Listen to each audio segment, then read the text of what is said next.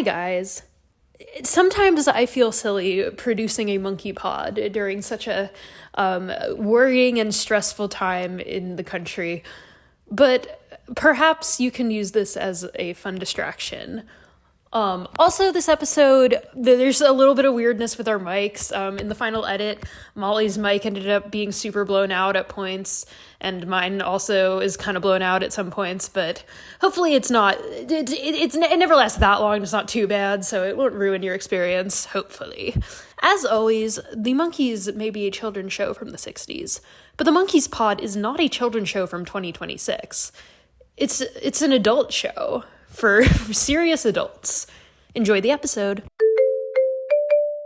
Hello, and welcome back to the Monkees Pod, a Monkees recap podcast. I'm Sommer. I'm Lisa. And I'm Molly. Today we have Season 1, Episode 24, Monkees A La Mode. This episode is more about kind of fashion, high fashion magazines, something adult lifestyle type magazines. But the Monkees were more historically connected with a different type of magazine, so that's what we're going to talk about. I often reference articles and stuff from teen magazines, particularly Tiger Beat, which we're going to get into now because I find it intensely fascinating as a cultural kind of product that is missing from our lives, and kind of like obviously it continued in some way to the present day, but the way it was in the 60s was very specific and very interesting. So there were a variety of popular teen magazines available in the 60s for young girls.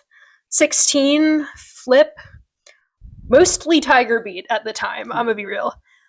I don't know why it was called that. I don't know who a tiger is or why we're beating them. I don't know. I used to get Tiger Beat magazine in the 70s and 80s, but I do not know why it was called Tiger Beat. I don't either. On Wikipedia, all it said was that it was published from 1965 to 2021. R.I.P. Wow. It just died. I wonder why. They stopped doing Social print media. editions in 2018. I guess the pandemic finally killed it for real. Or social media and the internet, because Yeah, that's I where guess. teen girls are doing their fan stuff now. Yeah, my sister and I were talking recently, and she was like, what did people do, especially if you were like a teenage girl all day and you didn't have a phone? Like, what was the equivalent? And I was like, magazines. Yeah, definitely. Magazines, you watch You television. basically got the same stuff out of it. Yeah. So Tiger Beat was described by Charles Laufer, the man who created it, as guys in their 20s singing la-la songs to 13-year-old girls. I know some guys in their 20s who sing la-la songs. well, yes. The Monkees in particular, possibly because they were like kind of tied down to one spot in LA, and they were like easy to visit every week and get new updates from, and because they were a commercial product whose management really wanted to like put them through the horrors, became in particular like the main fixture of Tiger Beat in the late 60s, and to the point where they had a spin-off magazine called Monkey Spectacular that was entirely monkey based. Let's just take a look at some of the Tiger Beat covers right now, because I find the headlines and the like taglines that they use to draw you in very interesting, because they're all stuff like report monkeys' private lives, Davy super kiss pic, meet all the girls in Davy's secret life. Why is he like biting his lip like that? He's Wow. he's ready to go. Some fascinating covers. Like, What is this 1968 one? that is Micky and Sammy in Hawaii. Mickey looks so uncomfortable. Yeah, that's a really bad picture of He's Mickey. getting squished. Poor Mickey. Peter Tork's divorce exclusive. Oh no! Oh, no. Yeah, they're all like Poor really Peter. like about invading their privacy, Right. you know? So I kind of see why like they were uncomfortable. But half with of this. it's made up, too. Yeah. Well, yeah, half of it is like This was the 1960s clickbait. yeah. Yep. Half of it is like headlines, and then like what's in there isn't anything like what's the headline. But it To me, which monkey are you quiz? yeah. Secret monkey map. I'm sad. I have not Tiger Beat, but I have some 16s from like 65 that are like have like Beetle articles. Yeah. Another one we had as a prop. Yeah. But those Do you were have a like couple? those were pre this kind of era where it was so focused on like the boys and I was like going to say 16, following the celebrities. 16 was like a fashion magazine when in the 80s, like for teenagers. It wasn't so much. It wasn't just like propaganda. It was supposed to be like a fashion magazine and like well-being. Yeah. No, these are posters of your favorite boy, and also invade his privacy and watch him kiss people. It was the posters. That's where you got your posters for your room and your door. You got that at a Tiger Beat magazine. There were a couple of magazines like that in the 80s, but Tiger Beat was the original. The main person who worked at Tiger Beat who had interface with the Monkees was a woman named Ann Moses, who I found this she doesn't even have a Wikipedia page, but I found this paragraph in an article about her. How's this for a career trajectory? It's 1965, you're 18 years old and working as the head counter girl at the sun-kissed orange booth at Disneyland's Adventureland, when upon telling him you've written 2 articles for the company's employee newsletter, Walt Disney himself suggests that you keep it up as a writer, and 3 years later, on your 21st birthday, you're made editor-in-chief of Tiger Beat magazine, the second largest teen publication in the country. She's living the dream. Yeah, really. She would be on the Monkee set like every week, just talking to them, visiting them, interviewing them. She was pretty good friends with them. I think she dated Peter, probably based on how they're standing in some pictures of them together. I like that the editor-in-chief of the whole thing was a 21-year-old girl, because like she's like, I know what the children want. Right. And it is to know all about Davy's private bathroom routine or whatever. We're really behind. Like, that could have been me. Yeah, come on. Where's our time machine? We have to go work for Tiger Beat. I remember as a kid, you never got me like teen magazines that were like that. I only had American Girl magazine. I was about to say, I had the American Girl magazine. Yeah. No, you never had No, which is like wholesome. And first of all, I didn't have any favorite celebrities because I was like a child who like didn't know what celebrities were. Honestly, me neither. Yeah. You just read books. Yeah. And, that was it. But like teen girl culture in the 60s, I think it's kind of interesting how like now for the first time in history we kind of have celebrities that are for kids, like post 1950s when the teenager was invented. Now it's been long enough that we have all these like media properties and stuff for kids, because I read somewhere that like Tiger Beat was founded because most of the like movie magazines that had posters and stuff were all just like adult movie stars, and nobody was doing like the TV stars that like were the bands that like the kids liked. That's why they created this. But now let us talk about those adult boring magazines in which the Monkees did not feature except on TV. This episode was directed by Alex Singer. I don't know if we've had him before. And it was written by Geraldine D. And perhaps the fact that it's kind of an unfamiliar director accounts for some of the way that Mike is behaving in this one, because it wasn't like James Frawley who could push him around and tell him what to do, and now that Daddy's home, he's messing around.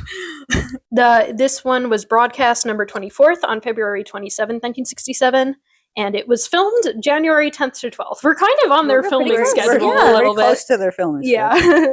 Another cold open that doesn't start with the Monkees. We're in the magazine office, which is a large studio with art pieces about. Right. And this Miranda Priestley woman talks to her 2 young employees who are Rob Roy Fingerhead. And Val Carys in a terrible wig. Val Carys is one of the extra girls who's there every week, pretty much. We've definitely seen her before. Does she always act this poorly? I wrote, she can't act. And I was really like watching the whole episode to be like, maybe it's just this scene. And by the end, I was like, she can't act. She can't act. No. I wrote it like 3 times. I'm like, wow, she's still really bad. Well, normally she's an extra, so they should not have promoted her. Yeah, she cannot act. Well, I'm pretty sure like she was hooking up with Micky, and that's why she was around. So little nepotism there, but like she was their friend, so good for her. Whatever. But it's Chic magazine, which is supposed to be Vogue, I'm guessing. Okay, yeah, and that they're preparing the Young Americans issue. And they're like, we need someone who's fresh and new. And then Val's like, I met some boys who were all that in a bag of chips. She doesn't say that. but that was basically it. She does say all that, which I was like, it's 30 years too early for that slang. The Miranda Priestley is named Madam Q or Madam Quagmire. Giggity giggity. What? I didn't even think of that. Yeah, I didn't clock that either. Yeah. Yeah. So Madam Q looks at the monkeys' headshots, and she says, "Possible." And then Rob Roy Fingerhead, whose full name you have to say every time because his name is Finger. Point out how funny it is. Head.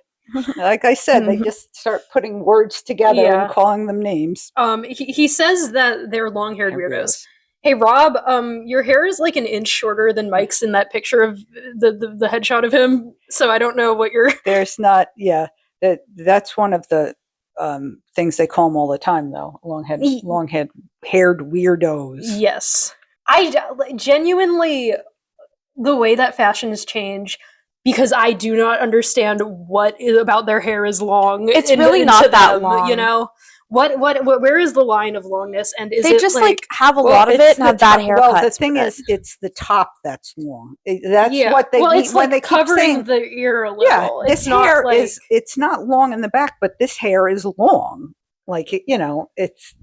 I don't know. I don't why it's a problem, but I'm just telling you that's what I think. But in the 50s, they had the little like.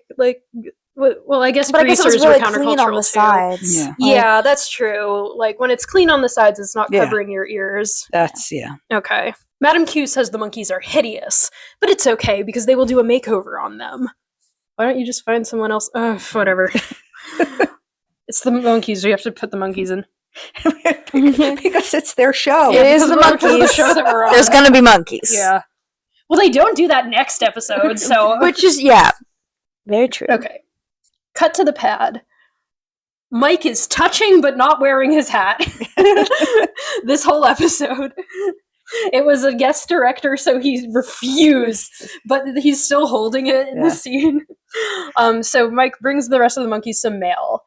And Micky is eating our sponsor, Kellogg's Corn Flakes. KEOO, double good, Kellogg's best to you.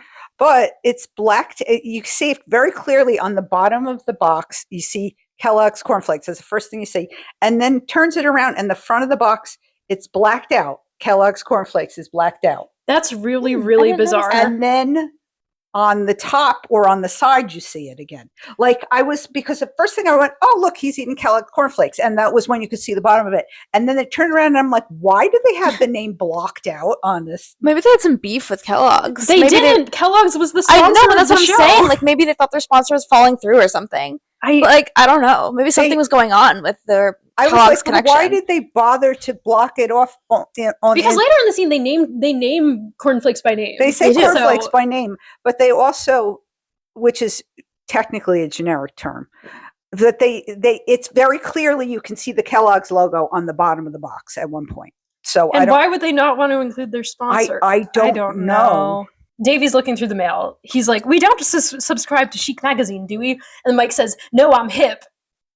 He keeps saying that he's hip as a response to things, and I don't know what he means by that. No, I'm hip. Because he seems to use it to mean I'm argumentative and uncooperative, angry Michael Nesmith. But I don't think that's what that means. But you go, Mike. So Mike starts reading the magazine, and he says, necklines are plunging lower every year. This year, the V will go down to the tummy in something of a peekaboo effect. And then it cuts to this weird shot of Peter, smiling like he likes that. Like a damn pervert. It made me uncomfortable. I said it was super close-ups of the boys while they were making up stuff in the magazine and eating cereal. It was just, I was like, why did they keep, and they were just going on one person after the other. And it was just really close-up. And I'm like, what are we doing here? This new director. Yeah, he's not... Also, this episode is kind of like the worst their hair collectively ever looked. Some of them have worse hair episodes individually, but as a collective, really bad hair episode for everybody. And Mike is refusing to put the hat on, so it makes it worse. So then Davy reads the magazine, and he says, "Why not take little metal bottle tops and nail them to your living room floor? It gives you the impression that you are walking upon little metal bottle tops." What? Do you think they were making these things up? Or do you think they were written in the script? Mike does a joke. I'm guessing these were written.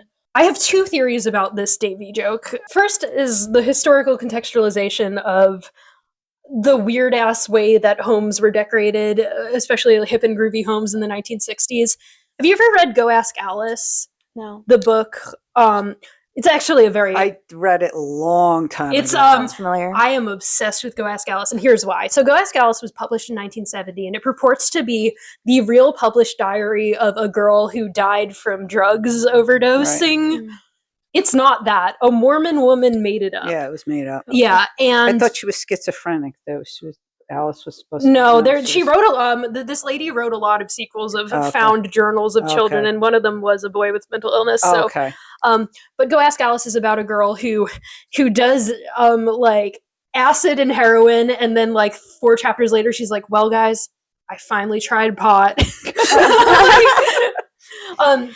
And there's a very memorable scene in it where like her and her friend run away to Chicago and start their own like little business. And she gives this like page-long description of the way they decorated this space that they rented out. And she's like, "Yeah, we covered everything in fake white fur. It's so groovy. We covered the whole floor in fur." And I'm like, "What?" And we put a fridge on it, and it was groovy. And I'm like, "Okay."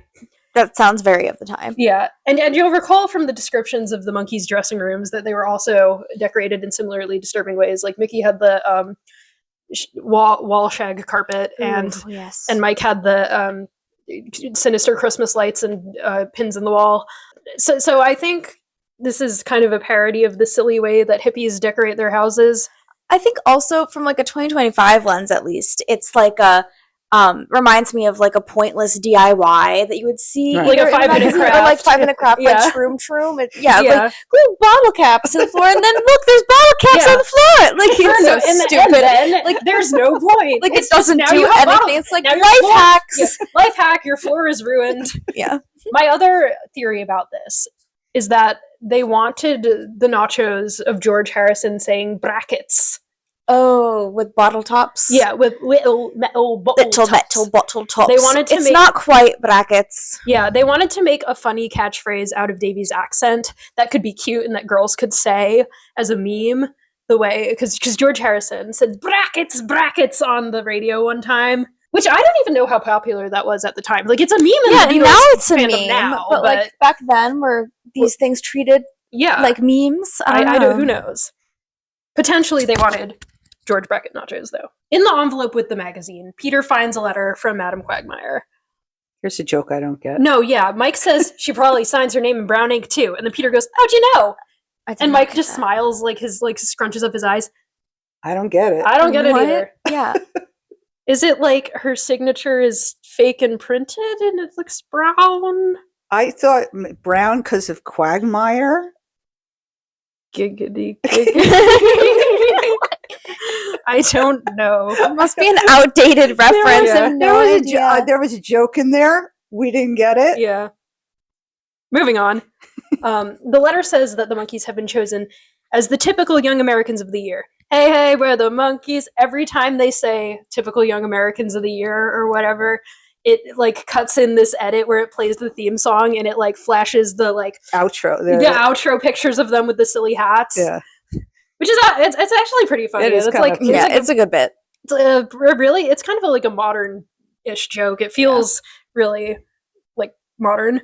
And then Peter says that the magazine is good, even though it has silly articles about clothes and fashion. It also has a cereal every month, and then he pours cornflakes out of the magazine. They were loose in there. He had it rolled up and had them. What is that a reference to? Well, he was pouring them out of a cereal? Yeah, a cereal is a. Do you know what? A cereal every month they put in a part of a story. It's a serial story. It's S1E24. Oh, I get it. Oh, it has a serial. Okay. That's I thought it was a reference to how cereals have toys and books in them. Too. No, I thought it was he was saying joke. They have a cereal. Oh, okay. A cereal story. A serial pretty story good. That's told in the magazine month to month. And so this month's was cornflakes. Yeah, he says cornflakes. Once again, the sponsor, who were made a half-ass effort to cover up for no reason. I also think like their disdain for a fashion magazine. They want George Nachos really bad because of that scene in Hard Day's Night. Oh, right, where he goes into the fashion magazine and judges their clothes. Yeah, he goes to like the magazine office and they're like, look at these shirts, Ducky. And then he's like, those shirts are grotty or whatever. and then they're like, look at this model, George. Isn't she cool? And she's like, no, we'll make fun of her. And they're like, huh. Yeah. The Monkees are just too cool for fashion. Yeah. Also, in general, I was expecting to see cooler 60s fashion in this episode, and later on we see one of the ugliest shirts I've ever seen in my life. But we'll get there when we get there. Yeah. I mean, maybe, like, probably the stuff that was ending up in Vogue in the 60s was, like, Chanel suits and not really, like, high fashion. the London boutique wax shit that the Monkees were wearing, but... It's interesting because that's like what we remember is like the Austin Powers. I was going to say no. That was probably it. Yeah, well, okay.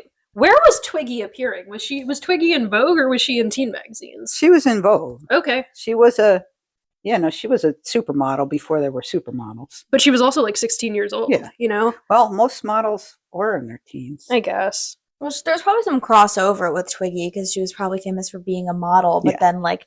The teens idolized her. Yeah, well, she became a cultural. Yeah. Right. Well, like, Patty Boyd, too.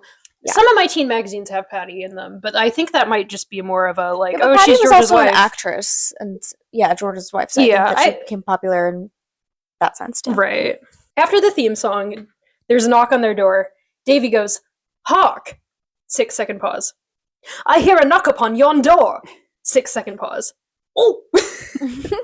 Davy loves to make this "ooh" sound, which is apparently he got that bit from like some old English comedian or something. This might be the first really distinct one he does in the show. I feel like he's done it before, but this is the first like really distinct one, and it gets more like distinct as the show goes on, and he starts doing it all the time. Ooh! So Rob Roy Fingerhead comes into the Monkees' house. He looks at their house for 3 seconds and says they won't do. All right. Then Rob Roy Fingerhead introduces himself by his full name, and Mike and Micky look at each other and mouth it to each other in disbelief. Fingerhead. It's amazing. It's so funny. Like I was like, I hope Mike and Micky improv'd that. I hope they did. I feel like they would.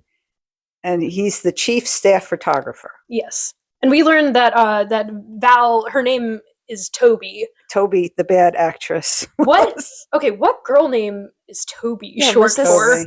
I don't know. Or was Toby just a girl name in the 60s? Yeah. Tabitha? Tobitha? Tabby? Yeah, because I don't wouldn't know. It be Tabitha? Tobitha. Yeah, because Tobias. Yeah. Tobias.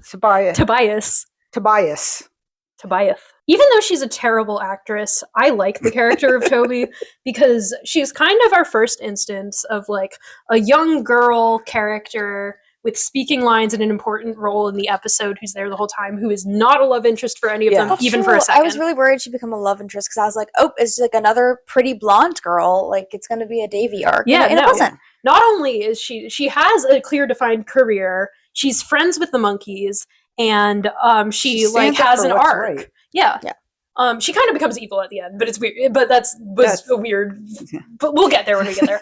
And I think she might be based on Ann Moses, and that's why she's like this. Okay. And she says, "We want to show who you are and how you live." And Davy says, "Do you want to get us arrested?" And then Mike bonks him, and he goes, "Don't do that." Yes, Davy. In the 60s, you would get arrested for being in a gay polycule. Rob Roy says, "Where's your style?" Mike like pops his hip. Ooh. While he's holding his hat because he refuses to put it on. He's still holding his hat. And he goes, "We usually keep it in the bathtub." And then Peter, to show their style, says, "We have this picture." And he holds up a shitty pencil drawing of a cow. That's the style.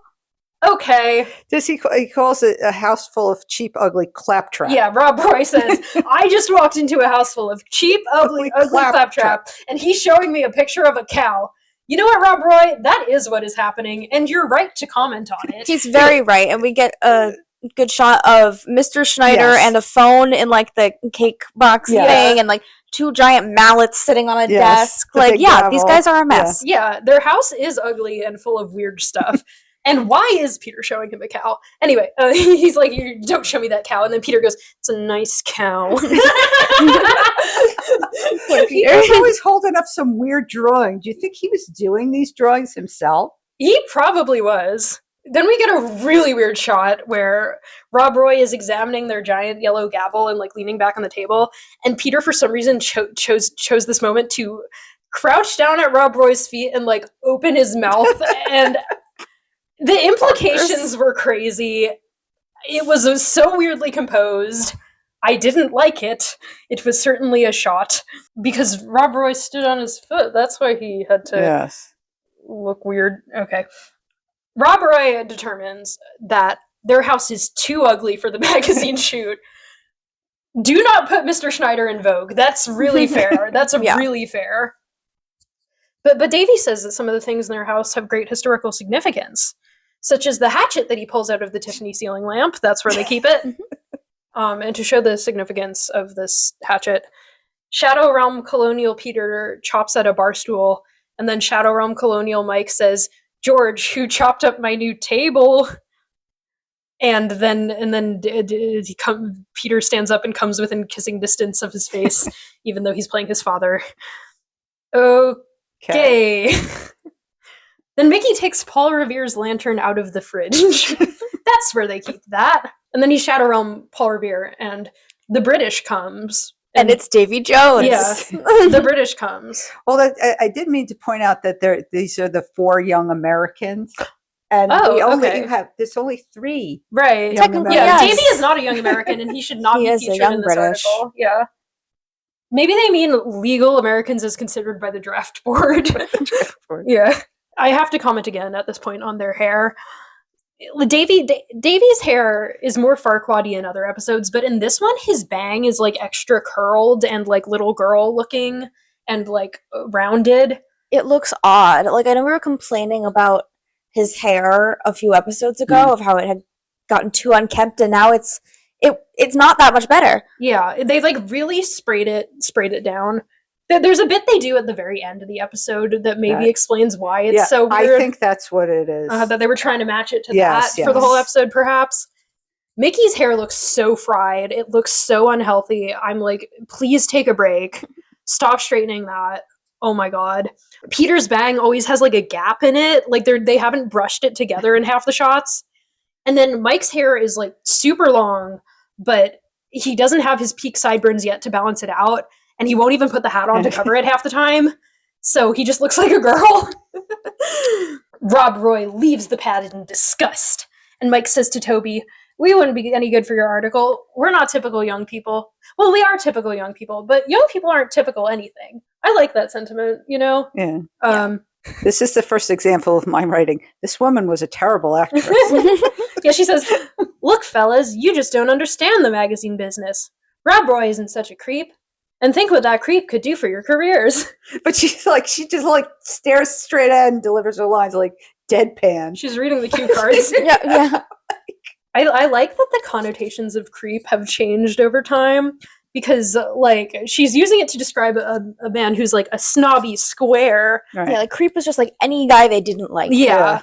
Like, and now creep is like a creepy watch out for. Now creep is like knife and potion man. Yeah. That also reminds me of how like turn on has a different meaning now, because they like if you were turned on in the 60s, it meant that you were like woke almost, you know, or into it. Yeah. You were into whatever it was. Right. So Toby invites the Monkees to a meeting at Madame Q's office tomorrow at 9. Oh my god. This is the best part of anything. Okay, so it zooms in on Davy, and he goes, all right, fellas, what have we got to lose? Cut back to the other Monkees. Our shirts! Peter and Micky are shirtless. Mike is holding up like his shirt in front of him to hide his shirtlessness. I thought it was a umpire. It was like an umpire's chest plate. No, it's just a black shirt. It's just his button-up shirt unbuttoned. He's holding it up over himself. Okay. And he looks pissed as hell.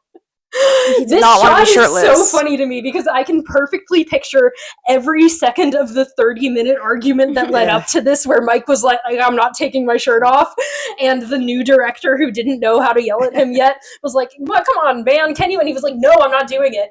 Shut up, and I hate you. Don't make me sexually exploit myself for teenage girls. You act like I'm a whore for you people. Stop. You can't tell me what to do. Like this joke isn't even funny. Don't make me do this. Like, because he looks so angry. Yeah.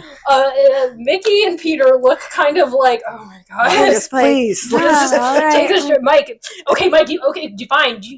I don't want to be in the shot. You have to be in the shot. Just hold your shirt. You don't have to. You just hold it up. Just take it off. You don't have to show us. And just hold it up. Okay, Mike. Is that okay? Is that okay? Like, I love it. In Madame Quagmire's office, she's looking at a piece of paper, and she goes, no, that is the worst-looking dummy I've ever seen. And then Peter enters the shot, and she says, I retract that statement. But they never showed the dummy she was looking at before. They couldn't get a dummy in the shot. Like, there was no mannequins around? No. We just have to assume that Peter looks worse. Yeah. Whatever was on that paper. Also, the worst-looking dummy I've ever seen is Mr. Schneider. So, I was like... Yeah. Put him in! Put, like, a different hat on him and he'll be, like, Fashion Schneider, you know? So the Monkees say, we're the Monkees, the typical young people of the year. Hey, we're the Monkees. They do that joke again. Speaking of beautiful 60s fashion, Madame Q's fit is a bright red dress and poncho with leopard print trim and hat. There's a bit happening there. Yeah. Yes. I mean, it wasn't terrible. No, it's not hideous. And she's also like an older woman. She's she's classy. She's not going to be wearing Miranda mod Priestley stuff of the times. Yeah. And then the shot pans to Madame Q's 3 hot girl reporters, who were just sitting there ready to go, even though she herself seemed surprised to see the Monkees and didn't recognize them. Well, her assistants are probably better prepared than her. And the hot girl reporters introduce themselves by their college and graduation year. So they say, Miss Collins, Vassar, 64, Miss Osborne, Bryn Mawr, 63, Mr. Lapsis, Bennington, 62. And all of them are like very, like, kind of, like, deep voice, sultry, sexy girls. Very serious. All 3 of those, fun fact, were all female colleges. Yeah. All right. Yeah. I didn't know that. No, I knew that. They're not still, are they? I don't know about Bennington. Bryn Mawr, I don't know what the status of the female colleges. Mm-hmm. What was the first one? Vassar? Yeah. Yeah. I don't know if they are now co-ed, or what was the one that we looked at at Columbia? I applied to what's it called at Columbia? Yeah. The one at Columbia. Yeah, I should know. The Women's College of Columbia I didn't get it. which was also like, it was changing. There were men taking classes there, and you also had the ability to take all of the Columbia. That was like a college. At this point, it was a college of Columbia University. Mm-hmm. Yeah. So I don't know if I don't believe that there are female colleges still, but I don't know. The history of women in college is very interesting to me because, like, in particular, the use of the term co-ed to describe female college students, because it's always used in, like, a weird, creepy way. Yeah. You know? But that's, like, because, like, colleges were all male, and then when they started to become, like, girls were allowed, and then they were co-ed colleges. Yes, they were they would have both. But the boys that went to those colleges were co-eds too, right? But no, I think they were normal students. Yeah, I don't know. I never understood the whole co-ed thing, to be honest with you. But okay, I just want to go to, are we finished with that? No. Okay. Mike says, that was what I was going to. All right. Mike says, Mike Nesmith, Eagle Scout 61. Was he an Eagle Scout? No, he was not. Okay. He was in the actual military. But I did some math on this, because if TV Mike got Eagle in 61, he would have been 18 then, and then he would have been 23 now in 1966, which contradicts the prior established age of TV Mike at age 21. Gerald and Dee, you've been caught, and I caught you, and I did the math, and I did the calculations. And you shouldn't be claiming Eagle Scout if you're not an Eagle Scout. Yeah. So stop with your stolen honor, Mike. You did not do your Eagle project. I know you didn't. Mike's Eagle project was helping his mom mix white out in the garage. I said Micky is Pepe Le Pewing. Yeah. So Madame Q leaves them alone with the reporters. She like taps Mike on the chin before leaving. He gives a big diva eye roll, and then Micky immediately starts sexually assaulting his reporter. But since she's like a college educated, she stays cool and unbothered while he does this. And robotically asks questions. Yeah. All of the women are doing like this robot. Yeah, no, they're I think they're supposed to be like smart, sexy ladies. Because one of them, like, they're too chic to care. Yeah, one of them has like glasses that she keeps like taking on and off sexily. Micky's reporter says, "Where were you born?" And then the racist Chinese music starts. and Micky says, "In the mythical Far Eastern city of Shanghai." Really? No, I lied. Burbank. Mythical? Micky, Shanghai is real. You know that, right? The mythical land. We'll certainly get into this next month, but the way they treat China like it's a fantasy creature, a dragon place, is something. And there were not enough hot girl reporters for each of them, so Peter starts talking to the cherub lamb. He's having a great time. He's so happy. He was enjoying himself. Yeah, he was enjoying talking to that lamp. We're kind of reaching the turning point where it's like, the stupid Peter has definitely been established, and now Peter is like officially the stupid one, and they infantilize him a lot more than the others. Mike's hot girl reporter says, "Where did you say you were from?" And Mike says, "Well, I didn't say, but I'm from Texas." "Texas? Whatever were you doing way out there?" "Well, I realize it's probably beyond your scope, but I lived there." I think this is the first time Texas is mentioned on the show, and was this the one with the reporter? Yeah. Okay. No. Well, he says his name is Tex Nesmith. Oh, well, Tex Nesmith. Well, okay, that's not a mention of the state of Texas. Okay. So he's doing a character. Yeah. And I don't remember, but like, no. The first time I watched the show, I looked up all the Monkees as I was watching it, because I remember the first day going, "I like Mike, he's my favorite. Wait, no, he's dead? No!" So I must have known from then, but like, I think maybe I was like, this, if you struggle to place accents, this could be the first indication, because he does not act like a Texas man at all. Right.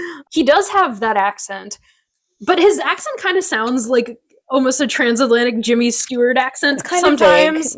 Yeah. So this is where you could learn that Mike is from Texas if you're an 11-year-old from New Jersey watching in the 60s. So it cuts to Peter with the cherub lamp, and maybe it's just a continuation of him doing like the bit where he tries to join the cherub lamp, because he puffs his cheeks out and he like sits next to it. He like tries to join the cherub lamp. But I think there's one shot of him trying to sexually assault the cherub lamp, like Micky did with the girl, and I'm like, those are child lamps, Peter. Leave them alone. Micky's reporter kind of want him though, because she like leans into his mouth while she's talking to him. I said Micky almost I really her. thought they were about to kiss. Yeah, and then the Mike's reporter says, "You said your name was Nez what?" And then Mike holds up like this metal ring, this like big metal ring, and he goes, "Myth, Nez, myth." What was that? What is the joke? Like, I don't know. I don't know what he was holding. And then Davy's reporter asks him one question, but she's like staring straight ahead like she's reading a cue card while she does it. Maybe like the director was like, "Girls, the rest of you have to adjust your acting level down to Val's so she doesn't look that bad." So then we go to Rob Roy directing them in a photo shoot. He's directing Pete, and he goes, "Your posture is horrendous." And Pete's like, "Thank you." Since Pete has previously used good posture as a compliment, I assume the joke is that he doesn't understand what the word horrendous means. And then he calls him a Quasimodo. Yes. With a T. Quasimodo. Which is not how you pronounce that. And they're doing this fashion photo shoot, and their clothes are really bad. Yeah. Exactly. I expected better fashions, but they were not dressed up for this shoot. No, they just have like different colored shirts on. They were trying to get Peter to stand up, and he like nails him to a pole by accident. Yeah. Like being stepped on by the foot. Oh. Then he's directing Davy. This is where Davy's wearing the ugliest shirt I've ever seen in my life. Yeah. It's like fuzzy, neon yellow, green, like geometric, short sleeve collared shirt. Yeah. It is a mess. I agree. It was hideous. And it was, I said, hairy, stained glass looking short sleeve shirt. Like it looked like a stained glass. The texture is really confounding because it's not furry or fuzzy. It's like hairy. Yeah. I don't know what that was made of or why it was fashion. And it's unlike anything ugly we've seen the Monkees wear. They've worn some odd shirts, but not this. I've never seen anything like this shirt. And this shirt is only in this episode, to my knowledge. Thank God. Yeah. Maybe it was itchy, and he refused to wear it again. So Rob Roy poses Davy with an arm up, and then someone uses him as a coat rack. And then it cuts to Micky, dressed as an old-timey train conductor or perhaps prisoner. like he's wearing a little hat. Yeah, like a train conductor. And he's like drumming on the table. And Rob Roy is so annoyed by his drumming that he pulls a gun on Micky. What he goes, it points it at his head. He says, "I'm going to have to kill you." Jeez. Okay, Rob Roy. Rob Roy is he stays strapped. I don't know. And then we have like a weird scene where he tries to teach Micky outfit color matching, and they all just end up throwing all the beautiful shirts around like The Great Gatsby. But I think it was like the 10th take of the scene because they start with the dialogue overlap way too fast for the joke that they're trying to do. like you know, it would be like, well, you match this shirt with this pants and this pants. Oh, you mean this shirt with this pants and this pants? No, this shirt with this pants and this. But like literally the first time that Micky speaks, they start like overlapping, and I'm like, didn't want to. It's late on this day on set. Come on, next one. So we get our first song of the episode, Laugh Again. It's like a montage of Rob Roy directing them in different photo shoots. A lot of shots in this episode are them walking on this catwalk between dressing rooms. Right. Holding silly objects. Different things. Yeah. I go, where did Davy get that chicken? Because that's the first thing we see. Yeah, live chicken. Live chicken. Live chicken. Please stop giving the monkeys live birds. They don't know how to handle them, and they treat them like they're not alive. I don't like when it but also, maybe they're transporting these props between dressing rooms, but this is not like a photo set that's good for taking pictures on. No, I don't know why they were walking back and forth with these props. But we had a live chicken. Yeah. And then it cuts to them. They're all wearing suits in the pad. And Mike is like stiff and they're posing him like a little doll. A mannequin, yeah. Micky is attacked by a stuffed tiger. Right. And then Peter has giant scissors and he goes sideways with them. He rides on some giant scissors. And then Mike with a big chair. No, a chain. Oh, yeah, chain. I'm sorry. And then Mike has his blue hat on. Yay! Blue hat Mike.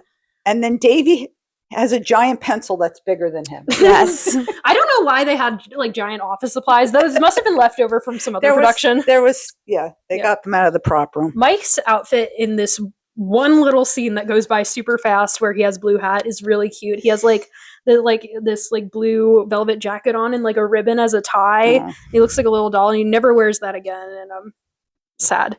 There's some shots of them like playing cards through a chandelier. Right. And also just throw in some stock footage that was shot 4 months ago when they all look completely different. Wait, in the shots where they're playing cards at this table, Mike has a gun. There's a gun on the table. Why? Russian roulette. Yeah, I was like, what game is this? It's Mike. Okay. Yeah. I don't know. He took the gun away from Rob Roy. Maybe he did.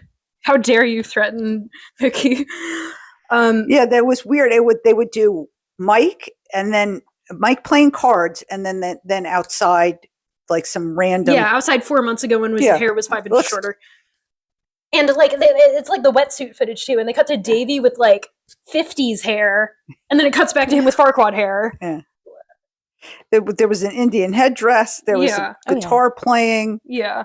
And then they'll throw in a shot of Rob Roy with the camera to pretend he's out there in the field with them. Taking the picture. Yeah. I don't know. Then Davy walks across the catwalk with the stuffed monkey, like treating it like it's a plushie. That is a piece of taxidermy, and it will fall apart if you treat it like that, Davy.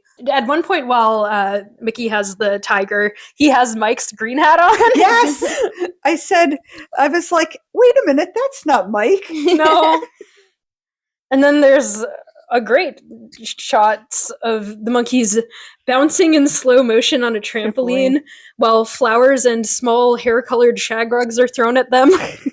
And then there's a couple shots where this rug is like on Mike's head and it just looks like his hair is very large and shaggy, but I don't know if that was the intent or if that just is what that happened to end up looking like.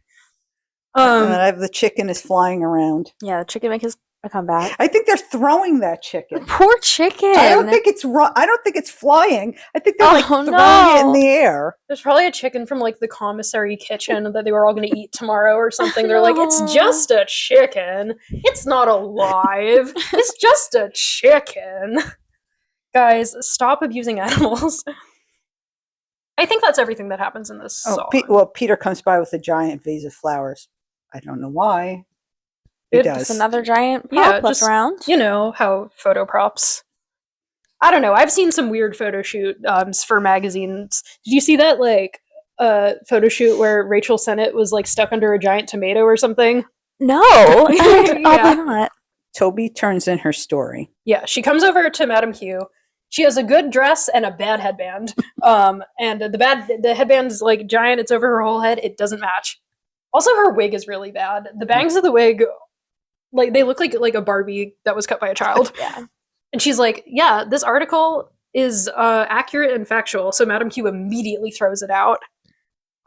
Because we can't tell the truth about the Monkees. Because if the public knows the truth, they will know that the Monkees live in a house with a puppet and are they'll not, get arrested. Yeah, and are not chic and classy. And in the scene, Rob Roy is he's wearing one of the gray suits from last episode that the Monkees had on. The giant plaid David Byrne suit. So how dare you guys say that the Monkees are not like fashionable and hip when you literally wear the exact same clothes as him. You are wearing his outfit. Yeah. So Madame Q is like, Rob Roy, Toby's draft sucked. You need to try a draft. And he had one ready to go in his jacket because he's a snake. And then Madame Morrible says Divoon.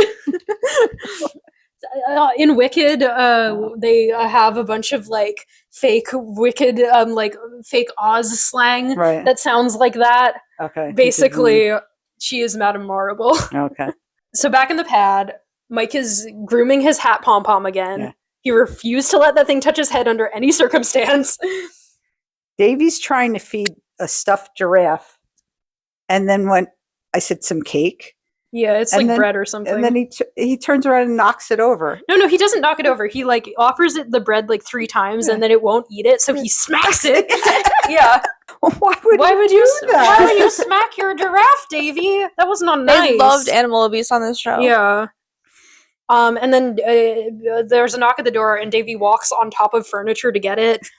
And he checks the door hatch that's above his head that he can't see. Yeah, he can't see through the peephole. Yeah. It's a random girl, and she goes, here's your friendship ring. So I assume that's a girl that Davy's been dating, but he gave her a friendship ring? Yeah, well, that's like a promise ring. Okay, sure. Then Micky gets smacked in the face by somebody. There's another door knock. Micky goes over to the door. He's drinking an unlabeled glass Coke bottle that they took. I assume those had labels, did they? Well, I think it was painted on there. Okay.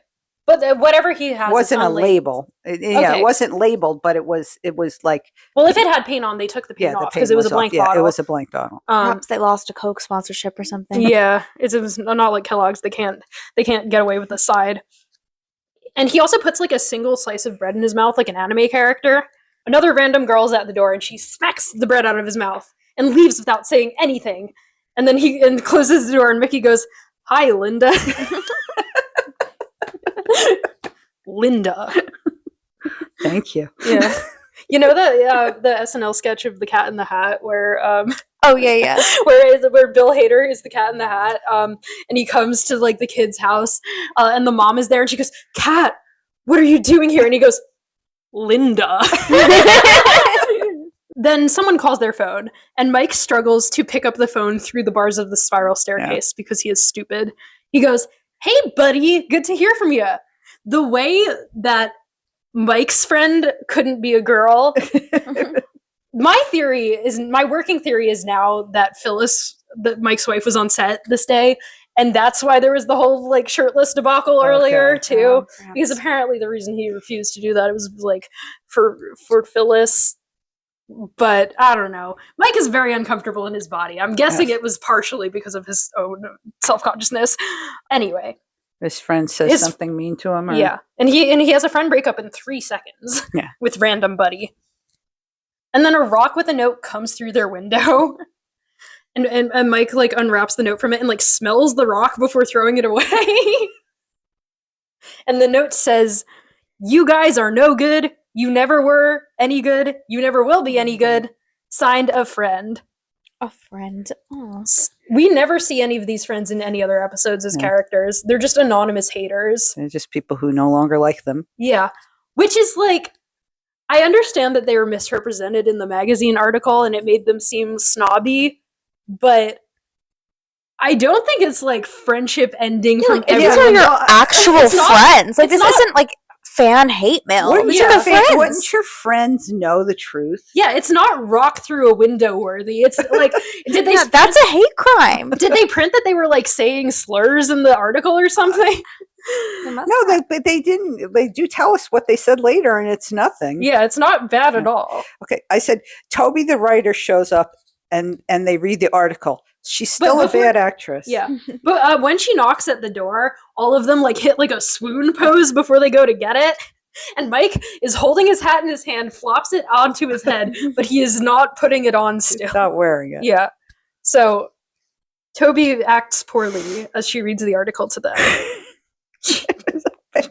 She says, "The Monkees are the typical funny people.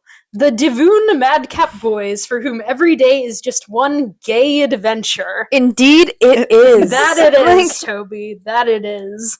And like Mike's like leaning over her shoulder to read it, and when she says Divoon, he like falls over onto the couch. He couldn't handle it. First of all, so far, not at all inaccurate. You know, like, yeah, it's not bad. Maybe they don't like the word Divoon because that's a word with strong connotations in this universe. Perhaps. Maybe they don't like the word gay. Maybe they don't. I don't know. After that one sentence, which is not inaccurate so far, Mike says, "Well, that sounds like it was written by a sick leprechaun." Crazy insult. I have no idea what the fuck you mean by that, but it was very funny, so. And she continues to read the article. She says, "The boys are gourmets all, and their favorite delicacy being pheasant under glass." Let me shadow realm them. Yeah. To a table. And they lift the thing the cloche, off the plate. And there's two pheasants. They're not pheasants. They're like live doves. They're like pigeons or something. Baby birds. They were pigeons. Yeah. And they flew up off the table. One flew by and put out the candle, which is good because the second one flew into the candle. No! Oh, God! You're gonna burn these. Stop burning your pigeons.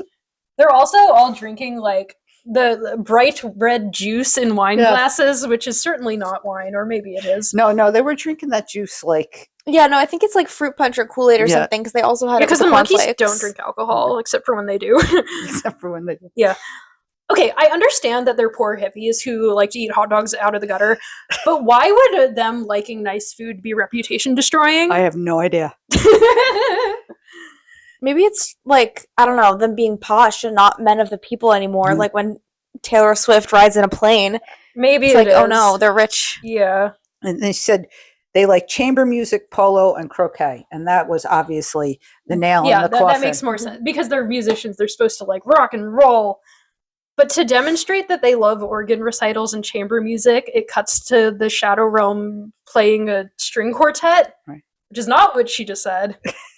But they're bad at it, and Mike and Micky fence with the bows. Boy with the bows, yeah. And they're poking each other, and they were having fun. Yes.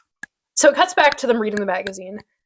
Mike says something that I think is a line that got cut off because I listened to it 7 times, and he goes, "We'll loon crazy." What? We loon crazy. We loon crazy. We loon crazy. But Peter's like, "The article must be true. It's written there in black and white." And Dave goes, "Oh, Peter." And Micky pats Peter on the head because he's stupid. Because Peter's dumb. Oh. And Toby goes to them, "I want you to know I quit my job today." Dave is like, "You didn't have to do that." No, Toby goes to the space around them. Yeah. I quit my job. Davy's right. She did not have to do that. Like it didn't make any sense. Like it's like, oh, you didn't have to do that. And then they never do anything to like reconcile that back for her. No. I was like, that's too bad. Yeah. Like the article was like barely defamatory. Everyone's acting. It was just lies. Yeah. But that's exactly what she was supposed to do. Right. So. But they're not even, like, particularly bad. They No. portrayed them as kind of not being in the subculture that they're in. Yeah. Which all their friends would know that they're not actually like that. Okay. I guess, like, their image. And why are all their really friends important. reading this magazine? Exactly. What were you doing at the witch's sacrament? Come on. Micky picks up the phone and it's a telegram from Madame Q. Aren't telegrams printed? Well, usually they are, but they come over the wire. Like a Okay. telegram was. But Micky's not hearing the Morse code going, is he? No, he's hearing. I guess maybe at some point telegrams became like spoken messages. Mm-hmm. Maybe you could have like a service where you read the printed telegram off into the phone. Or that instead of doing a printed telegram, it was just a message. Maybe sent to, I don't know. I've never seen a phone telegram before. The telegram says, "To be at the banquet tonight to get the Young American Trophy Award thing," is what he says. Hey, we're the Monkees. So Davy says, "Send her a telegram. Monkey Telegram 26A. The one that says you can take your trophy and shove it up your ass." Why? Okay, first of all, why do they have over 26 pre-written telegrams ready to go? I thought that was a reference to a song or something. No, I think or like an intro. I thought it was a reference to something that was said in a song or something. I don't know. No, I think they have 26 pre-written telegrams, form letters ready to go, and 26A is you can take your trophy and shove it up your ass for some reason. Okay. But then they don't send that because the next scene is the banquet that they're attending. To get the award. So I don't know what the point of that was. So it pans over the crowd of Chic Magazine's advertisers, and there is a black man and black woman there. Yeah. And every time we bring this up, I know we bring it up a lot, but I do want to emphasize that it's really impressive that basically anytime there's a crowd of extras, not all of them are white because of like the time period this was produced in. Now do the leads and the crew, please. Yeah. they won't. They won't. Character with lines. Yeah, they won't do that. But hey, at least we got extras. So the Monkees are on stage, sitting in front of a giant picture of themselves, all wearing matching suits. And you notice in this shot, you're like, why does Davy's hair look weird? and they reveal in a couple seconds why. Oh yeah, but Davy's hair, it's like really curled under. It's looking really wiggy. Yeah, real slick and hair sprayed down. And you're like, why? And then you find off. Yeah. Yeah. Madame Q really hypes up the Monkees in her like intro speech. Like she's like, they are the epitome of our magazine's values. Girl, you've met them. You know they're troublemaking hippies. Why would you do this? She really set herself up. Like she walked right in. I don't feel bad at all. She walks right into what proceeds to happen. Yeah. The Monkees go, hello, hello, hello, like a barbershop quartet, but like really out of tune. And I think that was a bit that they did a lot. Generally, if you ever meet 4 male theater kids, they like to do that. They know how to harmonize. Yep. Yeah. But I think this was a bit that they did a lot in real life because there's some like outtakes from season 2 where they keep doing it. And then Micky just starts hooting and hollering. He goes, welcome to just hooting and hollering. And Mike makes a weird comment about Madame Q. Like he sounds like a drunk uncle hitting on her. He goes, all gussied up, you look nice, jewelry hanging off. What? What? Okay. Drunkle Mike. Drunkle Mike. Yeah. So then Madame Q introduces the Monkees individually. First up, the picture of Grace, Peter Tork. Don't give them epitaphs, they're just going to contradict you. Okay. So because he's so graceful, he bumps into the podium and falls over. So then Madame Q picks him up by his scruff like a kitten and knees him in the ass before sitting him back down, by the way. Next, we have the embodiment of the chic coiffeur, Davy Jones. Oh boy. I said, has the actual Velma Party City wig. Yeah. Oh yeah. He comes up, you're like, why does his hair look so weird? Why does his hair look so weird? And then he snatches his wig off. And he's bald under there. He's got the worst bald cap. It looks awful. He looks like Megamind. Yeah.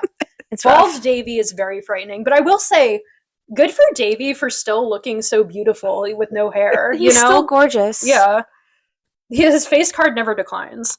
My question about Bald Davy is, in universe, did they already know the ways in which she was going to introduce them and prepared a bald cap and wig ahead of time? Or are they playing it by ear and that was supposed to be him snatching his actual scalp off with Shadow Realm powers?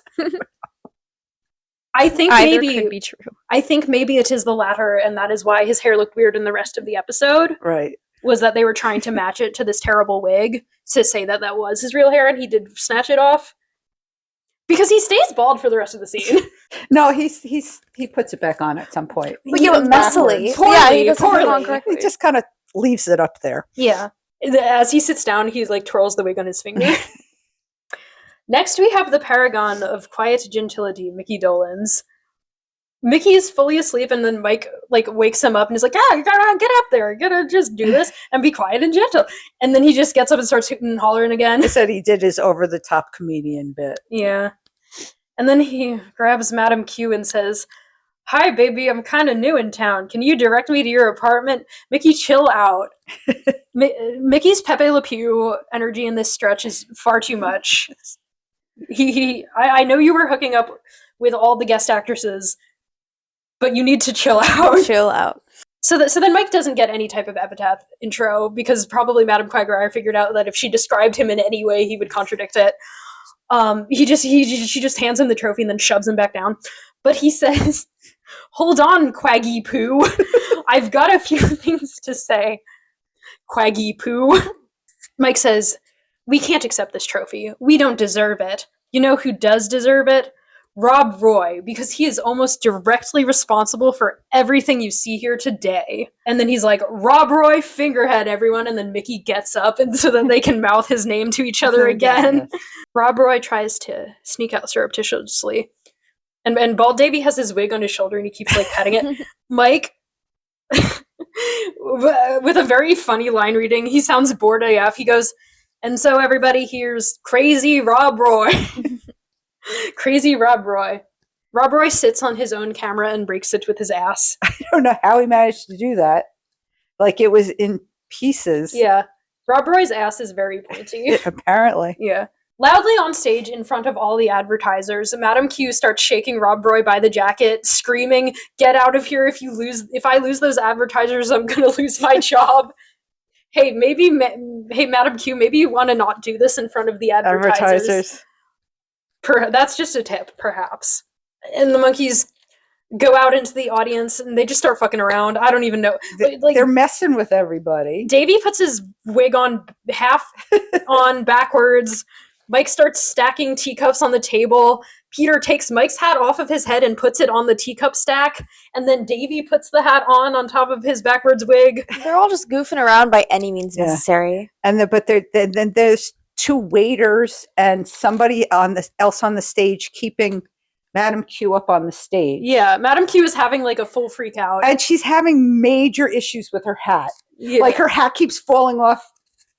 She just keeps putting it back on. Yeah. I don't know where she was trying to go. I don't either. And I don't know why those people were holding her back. They were like cop waiters. They were bodyguard waiters. I don't know. You know how waiters are. How waiters stand up for the monkeys. Yeah.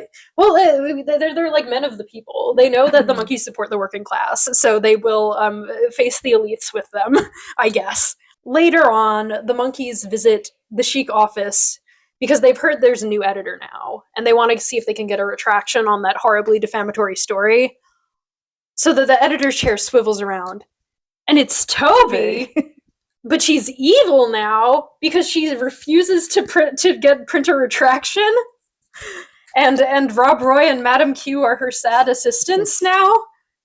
Why is she evil now? I don't know. All men must have some. What they cut to the song. Yeah, they cut to the "You May Just Be the One" music video with no fun romps or edits. It's just fully the music video. Zero reason for the song to happen. No lead up. Nothing relating to the story within the sequence. But it's a good song. Yeah. I said they're playing in a wood paneled corner. That's it. Yeah. They're just standing there. It's like we've seen this footage before. Exactly. It was like a 1 minute short, but they didn't even have interview footage to cut to, so they just were like, just do the song. I don't care. Throw a music video. I don't care. What did we learn this week? I don't think we ever learn anything on this show, but Rob Roy Fingerhead sucks because he cares about like being well groomed and well fed, and you can't have that.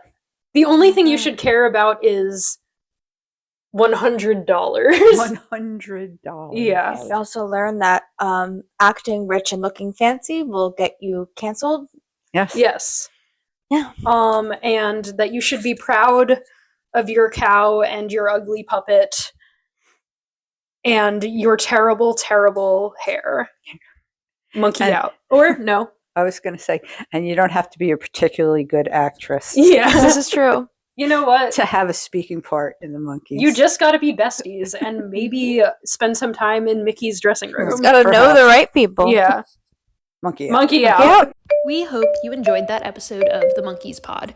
You can follow us on Instagram and the website formerly known as Twitter at Monkeespod. Today I will sing a thematic song for you by a great poet of our times named Addison Rae. I don't need your drugs. I'd rather get high fashion. I don't want cheap love. I'd rather get high fashion. Thank you. Bye.